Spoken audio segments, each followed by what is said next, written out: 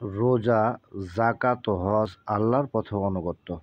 তোমরা কি জানো, ইসলামের 5টি স্তম্ভের মধ্যে রোজা, যাকাত ও হজ হলো আল্লাহর নৈকট্য পাওয়ার বড় মাধ্যম।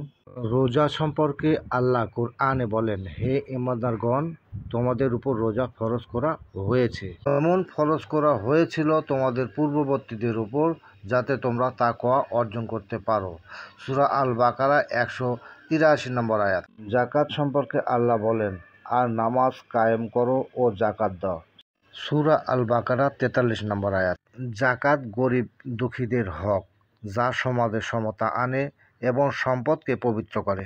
আর হজ প্রসঙ্গে আল্লাহ বলেন, মানুষের উপর আল্লাহর উদ্দেশ্য এই ঘরের হজ করা ফরজ, যে ব্যক্তি সেখানে পৌঁছাতে সক্ষম হয়। সূরা আল ইমরান আয়াত 97। হজ মানুষকে একতা, ভ্রাতৃত্ব আর আল্লাহর আনুগত্যের শিক্ষা দেয়। রোজা আমাদের আত্মাকে পরিশুদ্ধ করে। যাকাত সমাজে দানশীলতা আনে। আর হজ মানুষকে আল্লাহর ঘরে একত্রিত করে। এগুলোই একজন মুমিনের প্রকৃত শক্তি। ভিডিওটি অবশ্যই লাইক, কমেন্ট, শেয়ার করবেন, সাবস্ক্রাইব করে পাশে থাকবেন।